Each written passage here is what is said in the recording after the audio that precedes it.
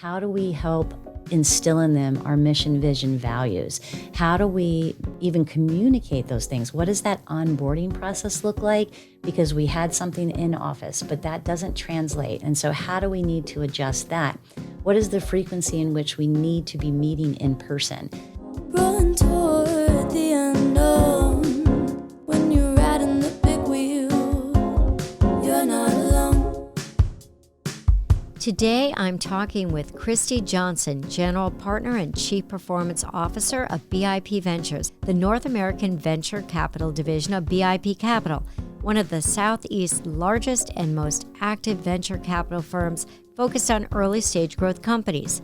In this two-part series, we're going to be talking to Christy about what continues to be top of mind for company leaders, which is how companies can adapt and continue to grow in an uncertain and difficult economic environment. We then explore the future of work and what the workplace of tomorrow will look like, and how you can leverage AI in the workplace and in your personal life. Finally, we'll just talk about what it's like leading as a woman, things that she's learned and things that are ahead for her on the horizon. It was a very fun, extremely informative, and very fast podcast for me, and I hope you enjoy it as much as I did. And as always, may this conversation inspire you in your own personal and professional journey of life. Christy, thank you so much for being here with me on our podcast. I know we've been planning this for a while, and I'm really glad we were able to get together. Well, I very much appreciate you having me. So the first thing I just wanted you to talk about is a little bit about your company and, what you do, because I think that people listening would be really interested to hear about your line of work.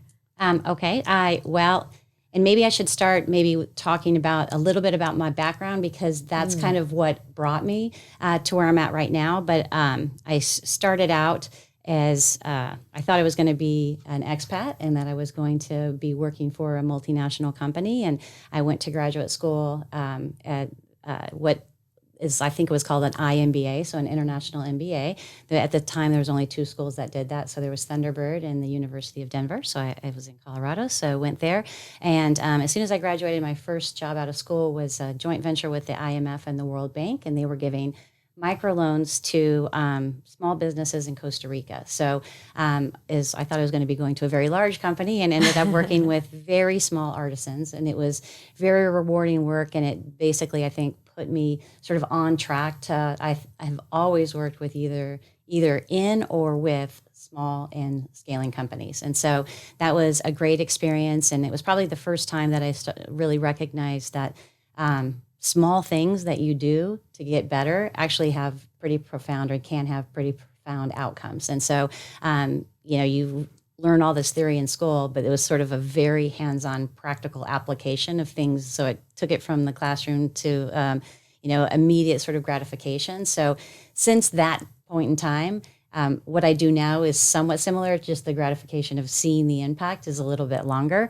But from there, I came back to the States and started working for, basically I was in industry. So I did construction. So I was in a steel manufacturing company. I also then went to plastic injection molding company. And so from some very weird twist of fate, I ended up in 2008 coming to Atlanta to work with what was at that time a startup, which was a registered investment advisory firm called BIP.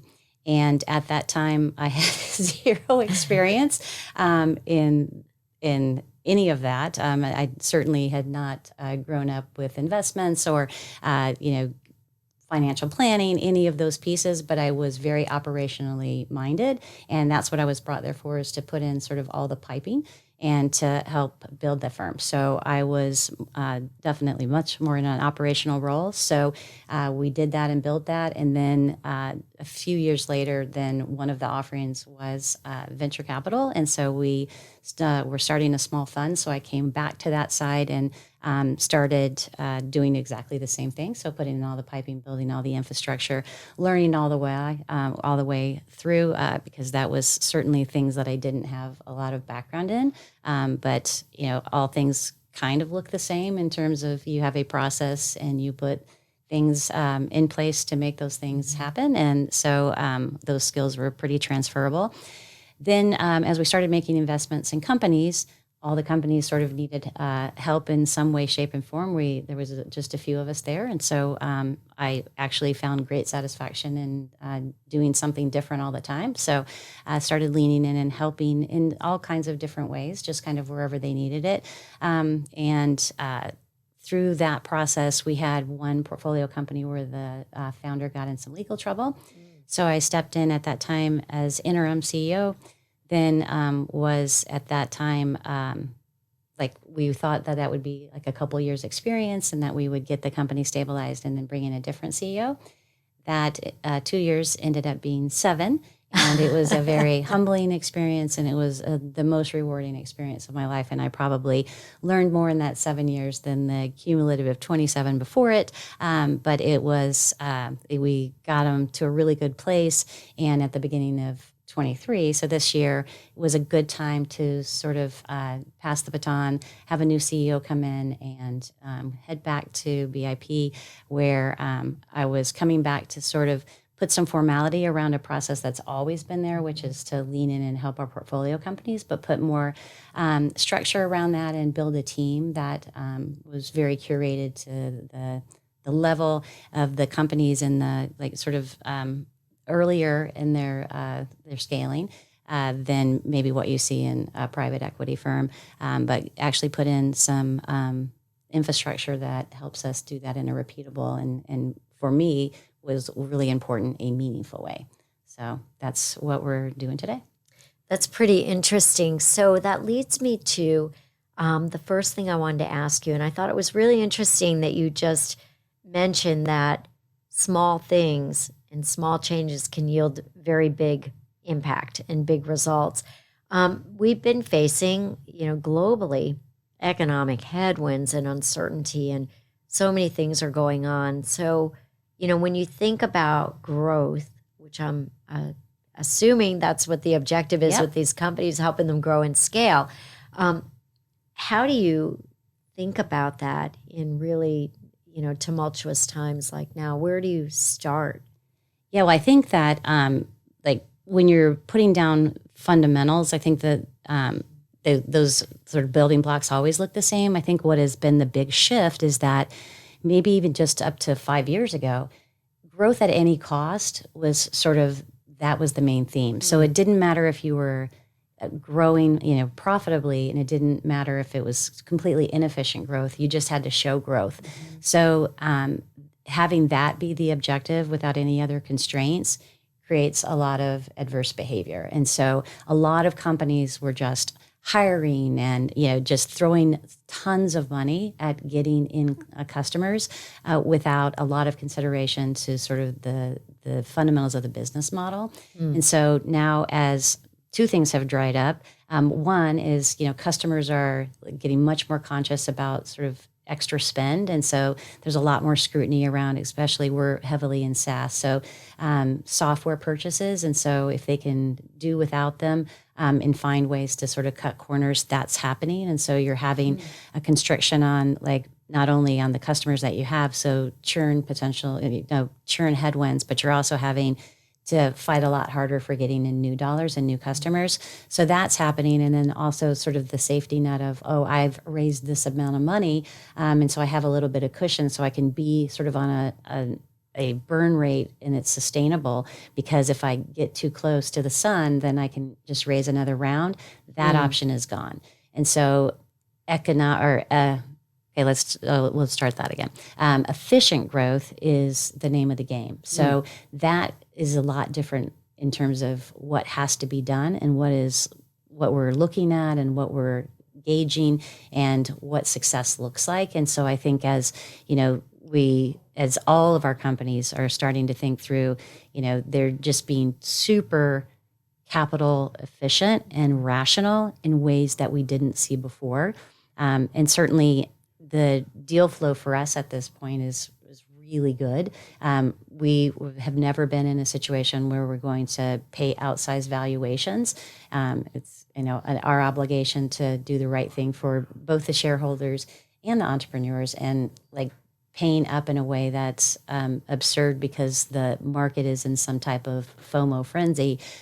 We chose to sort of sit on the sidelines a little bit. And so now when the market is really good for investing in really good, strong, fundamentally sound businesses, it's a really good time for us. But I would say that the biggest shift is just that we're focusing on growth for the right type of growth as opposed to growth for just any reason at all.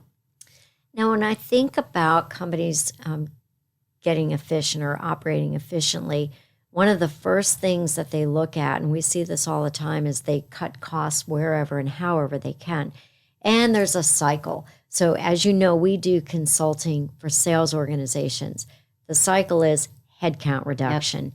Usually sales is touched last. I can tell you that this happens time and time again, but it happens. And then as demand comes back, there's, the push to hire and then the push to fire. And I'd like to get your take on, we like to talk about this return on your sales investment. And we talk about how when you focus on efficiencies, there's really multiple ways that you can look at efficiency and multiple drivers to drive efficiency, not necessarily cost, because what we've seen is you can cut those costs and it looks like your EBITDA or your margin has gone up, but at some point, it's a short-term solve for a long-term problem. Right. Well, I would say, let's be clear, when you're facing a RIF and you have to get to sort of break even, which is sort of usually the impetus for what people are trying to do. They're burning. They know that their runway is about to come to an end. So they're we're having to either downsize the organization or we're not going to have an organization. So it is very real. And so almost every department certainly gets touched. And as you said, sales gets touched the least or the last because of the fact that you have such a long-term commitment or investment in making sure these people are productive. And so if you think about what has to happen with a salesperson, you're usually 3 quarters out before you're actually going to see them contributing. And so they not only have to get onboarded and they have to get educated, then they have to build their own pipeline, take it through the entire sales process. So if you have a long sales process, say 6 months, it could be a full year before you start seeing any productivity out of a sales hire. There's obviously onboarding and ramping for any type of position. But if you, and like you very astutely pointed out, if you go too deep in those positions, things will get better because they almost always do, especially if you're in a situation where you're becoming much more conscious about operating in a really efficient way.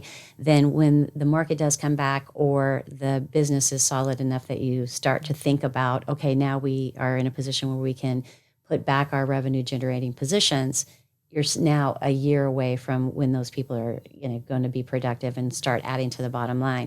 There's also, when you're starting to model out, like when you add salespeople on, you'll see the expense is immediate and the payback is lagging. And so just recognizing that those are key essential elements of what you're expecting and to see, and that those things take place. But there is definitely sort of delayed gratification on sales hires, no doubt about it. Yeah, I would agree with that. One of the things that we like to think about are what are drivers where we could actually increase efficiency. And one of the things that we like to look at is sales capacity. So capacity, the revenue, right, that someone can bring in the course of a year, right, based on what they're doing. And we go through a process we call it job role decontamination. So we look at those value-added sales activities versus non-value-added sales activities versus non-sales activity, right? And on average, salespeople spend roughly 50, but we're finding it's actually a little lower of their time on sales-related activity. I'll call it 45%. If you can even drive that just 5%, the impact to revenue can be pretty significant. It's not a 1-to-1 ratio, but it can be pretty significant. So that's some of the things that, like Do you find that you're looking at things like that, like a sales capacity or other things outside of just headcount, Yeah. of course. Well, and the Yeah. headcount's the natural place to go because it's Yeah. the most immediate. Yeah. And oftentimes they're looking for, like, I have to have this done in the next 4 to 6 weeks. And so the headcount is a natural Yeah. like first step. But yes, the efficiency question is not like, what can we automate? Are they doing functions that can be moved to a different individuals? Like, are they doing, if we have them responsible for growth, should we move that to the CE team? There's also, like, how do we make them like more efficient in just overall revenue? So are we looking at margins? Are we looking at pricing? Are there things that we can bundle? Are we, different ways that we can take it to market so that each person, if they can only have the capacity to close, 20 deals a year, but those 20 deals are yielding a higher ASP, that in itself happens. So, you're looking for all the ways across the organization. You're looking for tools cuts and other things that, but again, those are so small in terms of, like, there's two things. One is that the immediate impact on some of the things that you're doing are longer term. And there's also, like, it's just so small, it doesn't move the needle. And so you're, like, cumulatively have to do it. So I think that you're sort of looking at it through two lenses. But to your point, if you only look at the short-term need of, immediately cutting, and you're not cognizant of what this is, and looking at it as this is a continuum and this is a state in time, but we have to be sort of ready when whatever comes back.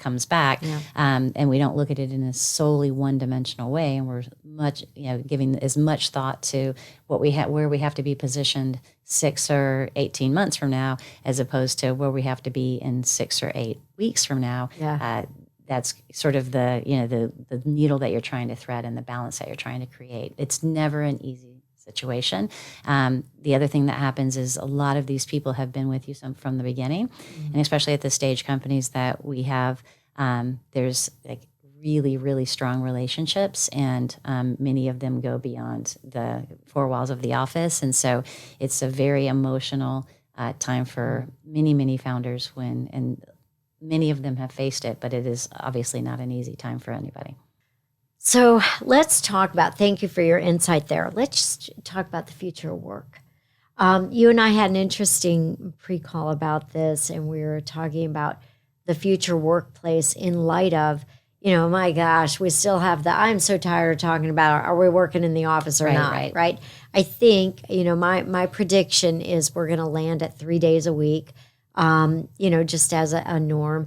And let's say that it's something like that. But, just the future workplace, how people will engage with each other, how we look at development, the pros and cons of hybrid versus in-office work. I mean, what do you think? I think 3 days, maybe you're thinking something else, and how, just what we think that can look like. Yeah, so I think, well, first off, I don't think the genie can go back in the bottle. So we've all experienced the sort of, I'll call it the upside of working remotely. And so I think a hybrid situation is sort of where we will end. And I think depending on the industry and depending on what you do. So there are things that are very easily done from home.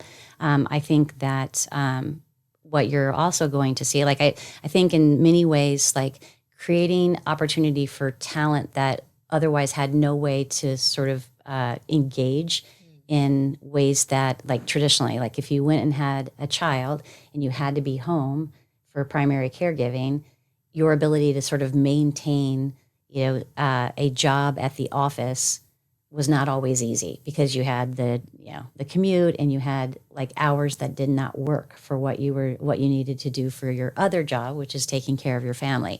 So, but there's so many talented women who are, had to leave the workforce because they are, starting their families. So it allows for both that population as well as, using and utilizing talent from all over the world. So now you have, it used to be that you were constrained with people who were in, proximity to your office for your pool of talent. So now the world is your oyster and you can choose anybody that you want. So those are some very positive things. And in certain applications and in certain jobs, that works very well. I think what is yet to be seen is there's no doubt that mentorship is done very differently, if at all, remotely. And so if you're in a job where it is very important to be present, to understudy, to see how it's done by people who have gone before you. That I don't think gets solved with remote work. I think you have a version of it, but it's certainly not as comprehensive. I think what you're going to find is that the people who are in office are looked to for promotions and are, given the opportunities because it just inherently makes sense. There are certainly companies that are 100% remote, so that probably levels the playing field. But I don't think in industries like our own and investing, there's no way you can pick up everything that there is to pick up, or that you'll do it at the same pace if you're not around the office and you're not listening to conversations and you're not sort of absorbing things through just osmosis. And so I think that is yet to be understood. But I do think that if I had to project and say, is there going to be more reward for being present and in the office? I think yes. And I think that that's the way it was before when, going back to the female example, if we had to leave at 5 o'clock every day because the daycare closed at 5:30, the person that could stay till 6:30 or 7 o'clock at night and was seen as putting in more hours then was rewarded in ways that the person who's not there and not present was not. I think that that's going to continue, no doubt about it. I think that it will definitely change or put more emphasis from a leadership perspective because, just personally speaking, there was so much that was done from walking around in the office, seeing people. You can tell just from their body language if their day's off, and you can ask them. I'm listening to conversations that sales is having and that marketing is having. And so you can connect dots in a way that is not really available to you as a CEO when you're remote. And so I think that this issue of it's always a core skill to be a really great communicator. I think it's even more important that you are in your having to overtly make space for communicating in ways that is not, it may even feel unnatural at first because you're having to force conversations in ways that conversations just naturally and inherently took place when you're walking around. And so I think that designing ways, and there's all kinds of technology people are leveraging, and there's ways that teams are engaging, and then you're certainly going to understand people on a completely different level because we've sort of normalized having children come through and hop in your lap, or animals or walking across your keyboard. And we know people's families better than we ever did. And we certainly know, we have a much better appreciation for sort of who they are as individuals. And I think that in itself with the newest, up and coming generation is important. And so I think that the skills that you need for communication and being in leadership, regardless of what role, will continue to change. And it's the person that really figures out how do you stay in tune with your direct reports or the rest of your company in virtual ways that will be the most successful. It's really interesting to see, I'll speak for myself as we've come back in the office. So we are at 3 days a week very recently. And now I've been 5 days because that's my choice. I'm leading the organization. But anyway, when we were asking people to come in 2 days and then 3 days, it's kind of like, when is the company leaving, right? You kind of almost get used to having more days where you're focused, and getting your work done. But then I realized, well, when the company, which is really not the company, it's the team is here, they're booking so much face-to-face time with me and with each other. And I realized that, they need that time. So you're right. I think that as leaders, we've got to be really attuned to how we connect with people in and out of the office and develop them. The development is completely void in ways that I never really recognized would happen.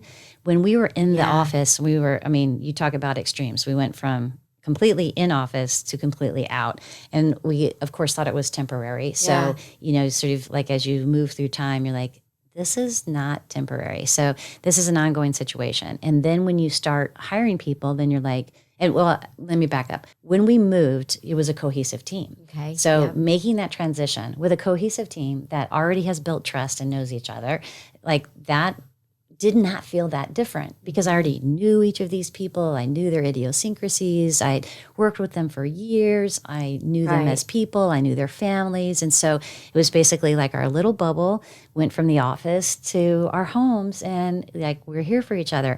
And so that was very, like that had its own set of challenges, but not really. It didn't feel like there was like this massive transition because it was the same team had moved remote. Then when we started hiring people, that's where it felt challenging. It's because how do we assimilate this new person who lives at their house into our culture? How do we create enough cross-functional exposure to everybody, not just the people that they're working with directly? How do we help instill in them our mission, vision, values? How do we even communicate those things? What does that onboarding process look like? Because we had something in office, but that doesn't translate. And so how do we need to adjust that? What is the frequency in which we need to be meeting in person?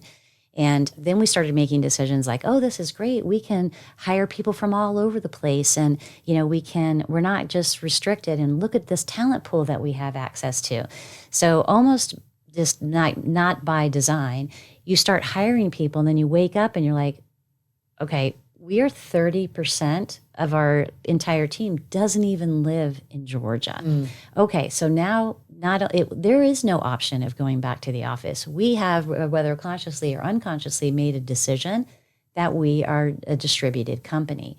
That means that this is not something for the short term that we have to adjust to.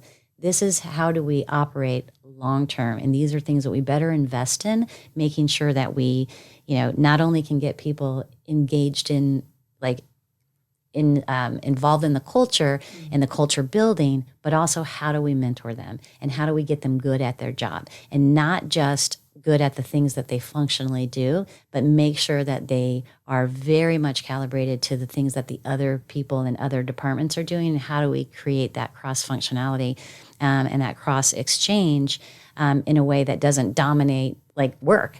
And so that's the other struggle is, but then when I went back to BIP, it's 100% in office.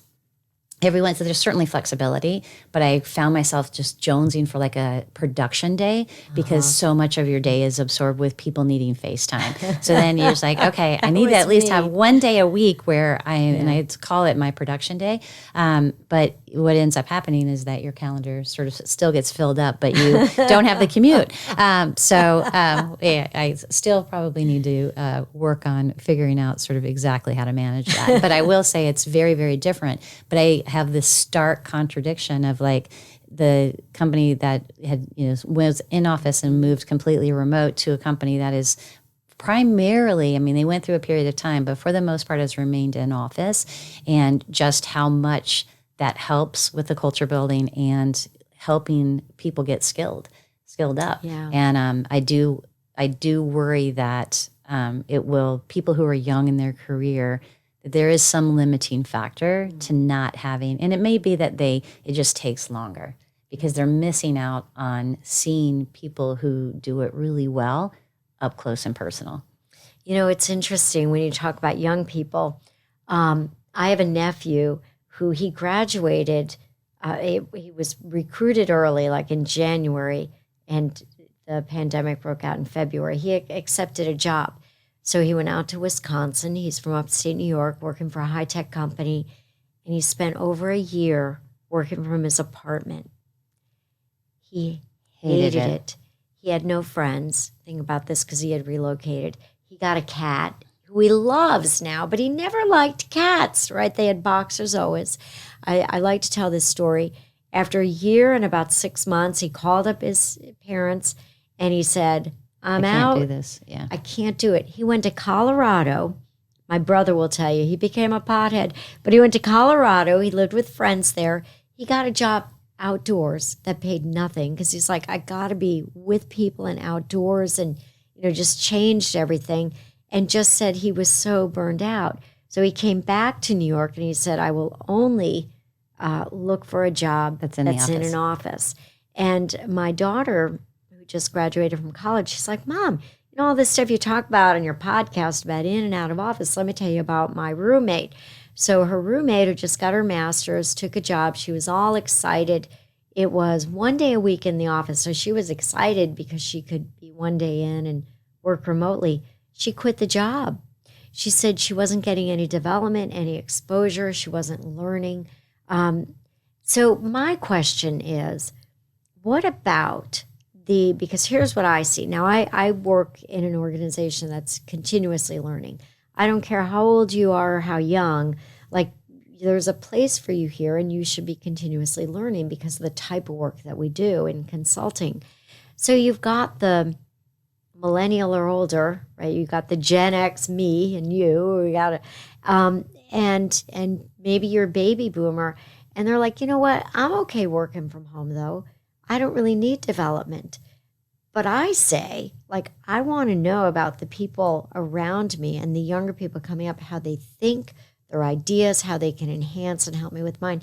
How do you even deal with that or work with that and make that a part of your culture? Because personally, I've seen it and it's been very difficult to drive that change. Yeah, and great question. And I'm not sure that I have the answer, right? So you're just constantly experimenting. I'd say the first thing is like being, always have your finger on the pulse of like what's happening with the employee base. So constantly asking, what are you happy with? What are you not? What, start, stop, continue. What are we doing that we need to do more of? What do we need to stop doing? And what are the things that we haven't even thought about that you think that we should? And so over and over and over again, employee development, their personal development was like at least in the top 3. So you're always going to have comp benefits, but this issue of like I want to feel like I am personally developing, I think that's inherently part of the younger workforce is that they place an extreme amount of value on that. Even more so, I would say, than comp. I mean, it's like going to be a close second, but I think that if they had something that felt, and that's the other thing, is that feeling like you're connected to a purpose. And so if you have employees, especially who are working remotely, who feel siloed, they are not connected to the overarching objectives and they don't see how their work is connected.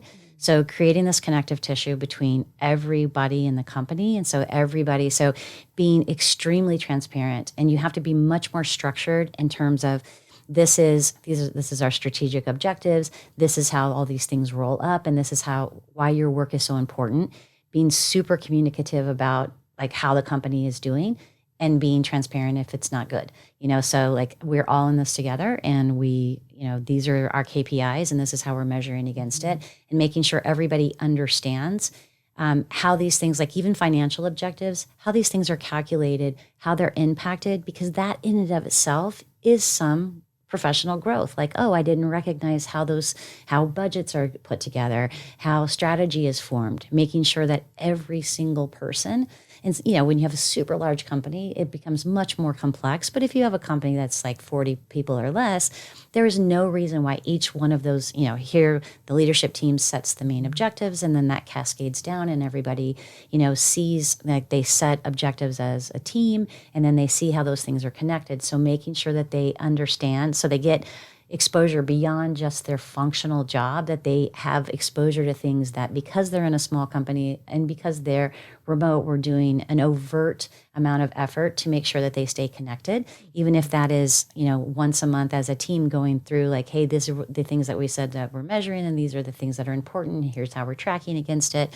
I think using technology to let them cross-pollinate because and it's like they're always constantly finding resources and saying, hey, if you have interest in this, and not making that just be about the company. Like there's all kinds of, we have a random Slack channel and all kinds of things are always, put on there. Like, oh, if you have interest in space, like there's this great program. And so it's just become this place of collection of like random things, very aptly named Slack channel.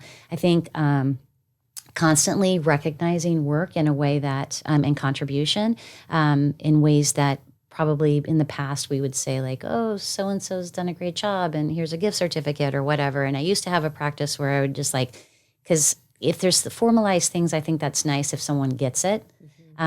but I also think random is way better. And just like, hey, it doesn't have to be much, but I used to like, hey, here's a, $10 gift card from Starbucks. You did an amazing job on that call I just listened to. So it's not like they're just small things. And so that was a way to acknowledge that, you recognized what they did. When you're remote, you're still doing the same activities, but you don't have that same thing, but just trying to put those into place. And so sending people digital thank yous.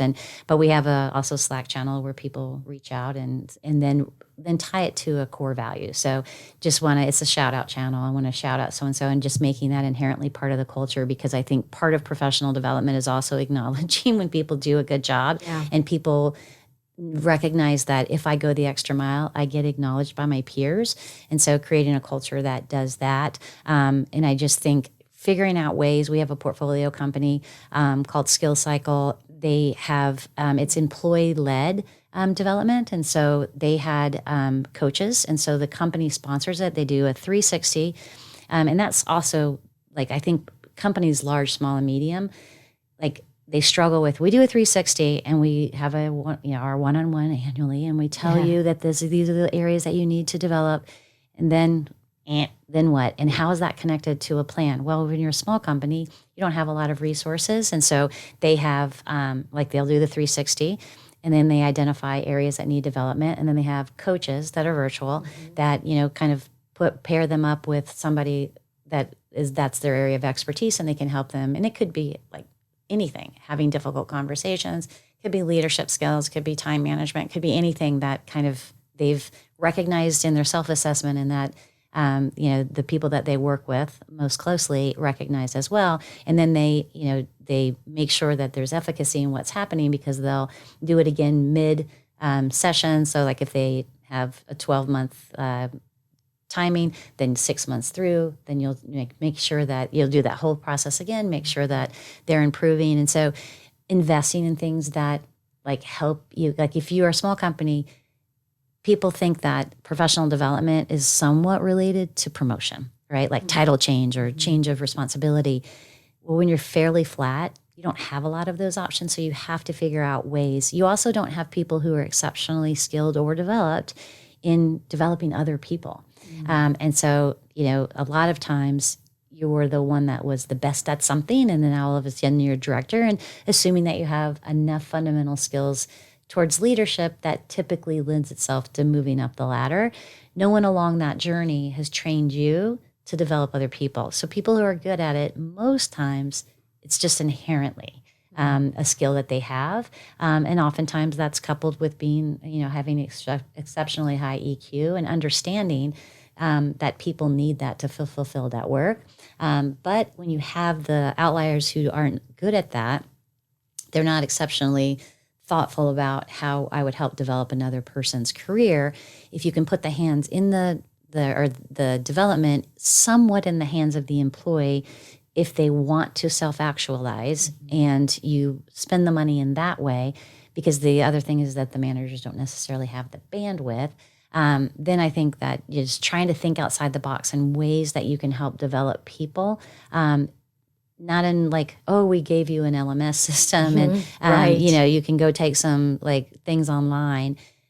That feels somewhat shallow. And so I think if whatever you do is leader or leaders in a company to try to make sure that is happening, it needs to be meaningful and it needs to be real. And so there are all kinds of ways, I'm sure like thousands of ideas out there that are great, but you have to get conscious that it is a massive responsibility that is made more difficult by the fact that you're remote, but it doesn't take away from the fact that it's essential to keeping happy, productive, and long-term employees. Yep. I would agree with you. I think I always say that there is a value in long-term, healthy, and productive people, because if you got the first two, you'll always get the third. No doubt. Anyway, and it's interesting. So there were a few things, there were a lot of things that you said that were really interesting. One was around the learning. I know a lot of companies that implement the LMS. However, there are a lot of other, I think, and they're very expensive systems to put in, and not saying there's no value to that. There absolutely is. But if you can understand at the individual level development based on where they want to go, and how they want to achieve success in their own career and their life, and tailor it to that. There's so many resources out there. It doesn't mean you have to send them to school for their Or spend a ton of money. MBA or spend a lot of money. It doesn't mean that at all. I found, because we did this during the pandemic, when there were a lot of people that were just at home and we didn't have as much work, we offered that. And we're like, okay, oh my God, there's all these great classes. You can learn, become an expert in Power BI. You can learn about other technologies, different things that their clients were doing. You want to know more about Salesforce, HubSpot, whatever. And it's just a little bit, it benefits you as an individual, benefits you working with your clients or, in your job, but really paying attention. And then also the communication aspect you touched on, so much more important for leaders to connect and to understand why they're connecting, what the message needs to be. It's frustrating for leaders of leaders, so leaders of the C-level, to hear something like, well, the mandate is if they're not here, they're fired. When, because here's just a message. Right now, I happen to like the in-office thing. But one of the common things talking about messaging being different, we've asked them nicely to be in, and people are still just not coming in because it's an easy topic to talk about. They're out. Frustrating for the CHRO who said, yeah, but that was the thing. We gave people a choice. We were really soft on policy. We're like, we would like for you to come in. And then all of a sudden it's, if you're not in 3 times in a row, you're out. Right. So we haven't, the messaging all the way through wasn't really clear around the beginning. So I say that because clarity of messaging and expectations of your culture, of your vision, your mission, what you expect, leaders are going to have to really, really focus on that more than I think. They have to make it a priority. Yeah. And it's always a struggle, even when you're in office. But, I always say, culture happens whether you plan it or not. So why not plan it? And it's also the only time that you ever get to have control over and a say in the types of people that you work with. And so why not make sure that they're of like mind and they embody the values that you've already set out that you think are important for your culture and for growing the company. So there's all kinds of reasons to do it. But I would say that not only do people have to stay more conscious, but also sort of think outside the box and meet them where they're at, because a lot of our employees, this is the first job that they've ever had, maybe the second. And so professional development in our mind is classes or training. And so sometimes it's just exposure. So things that only cost you time, which is not free, but you can pair somebody, if they say, hey, let's I want to be paired, I'm in sales and I'd love to know what happens in engineering. So, okay, well, there's an engineering stand-up. Why don't you join it, and feel like there's some cross-functional exposure, that.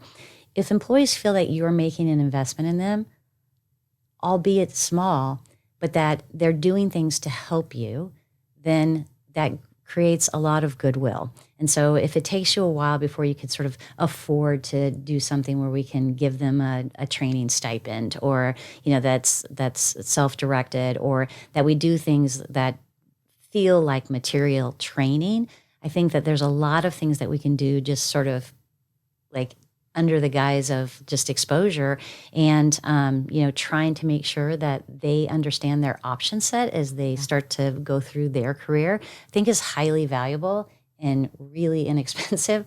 But because there's also advantages to the business to have cross-functional understanding, especially in a remote situation. So there's advantages on both sides. So looking for those opportunities, but we have to be much more conscious of why that, again, I'll use the word connective tissue, is so important, because I think as we move through times, what happened to your nephew, and also so much is just introverted, extroverted. We had engineers who were working remotely way before anybody else was, because that was their preference. Yeah. And they were much more efficient that way, and they felt uncomfortable. And it's, they're not to stereotype everybody, but that does seem to be the predominant choice if given an option there. And sales teams were pulling their hair out and saying, I hate this, because they're typically more extroverted in nature and gain energy from other people. If you have your energy drained by being around others, remote work works great. And so, also calibrating as the leadership to the groups that probably need it, and even to the individuals who need it more. I definitely reached out to people who I knew were extroverted more so than, because it also feels highly uncomfortable to an introvert. If I reach out to an engineer and say, hey, you want to just jump on for a virtual coffee? No. You have something to tell me? Where the salesperson says, I would love to. Oh my goodness, I have so many things to tell you. And so I also would do like a lunch and learn, which with every department, where you just basically, it doesn't include their level of leadership, but you're just kind of going direct, and kind of the same thing, start, stop, continue. I cannot tell you the difference between the amount of conversation that takes place with the sales and marketing team and the CS team than takes place with the engineering team. Would you guys like me to tell you about this? Would you like to know about that? Because they're not going to be asking a lot of proactive questions. But so just meeting the organization and the employees where they're at. But as you said, in a much more focused and intentional way, because otherwise I think that it might not hit you immediately, but it is definitely, you're going to feel it in turnover and other ways, and also just culture building, because it's not gonna be what you want it to be if you don't invest like anything else. Hey, it's Michelle. Thank you so much for listening today. If you enjoy our podcast and know someone who you believe would make a great guest, I would love to hear from you. Feel free to connect with me on LinkedIn and let's talk. I'd love to hear your feedback, and as always, may it inspire you in your own personal and professional journey of life.